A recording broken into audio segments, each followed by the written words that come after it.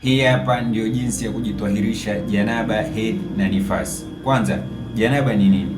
Janaba ni ile hali ambayo kwamba inamfanya Muislamu asiwezi kutekeleza ibada ambazo kwamba zinahitajika udhu ndipo zitekelezeke. Mfano, kusoma Qur'an na kuswali. Janaba linapatikana vipi?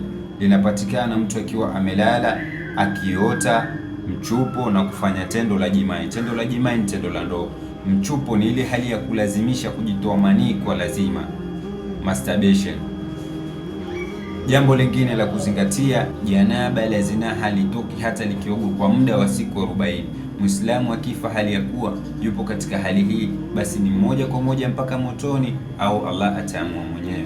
Janaba linaogwa vipi? Kuna njia mbili za kuoga janaba.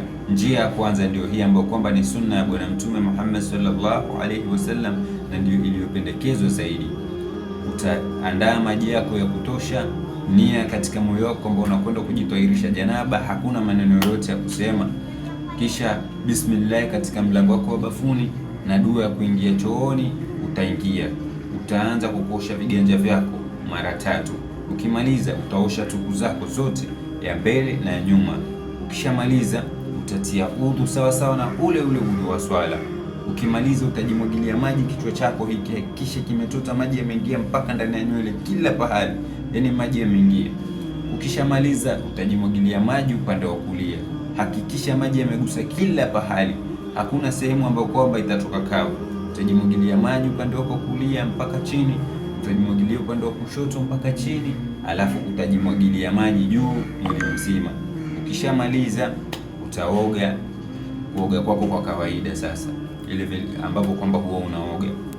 Njia ya pili ya kuoga janaba, nia katika moyo wako, kisha unakwenda katika mto, bahari au ziwa, maji yake ya kutohara. Ukishatia nia utajitumbukiza ndani ya maji, hakikisha unazama kabisa mwili wote ili kila pahali kuguse maji, au utazama mara kadhaa ile utakaopenda wewe kuhakikisha kwa mwili wako umetahirishika vizuri. Hizi ndio njia za kuoga janaba.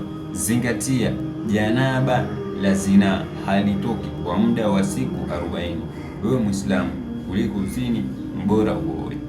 Hakikisha unawasambazia Waislamu wenzako kama sadaqatul jaria, na unafollow kurasa huu kwa mafunzo zaidi, ndipo wajue kujitwahirisha. Assalamu alaikum.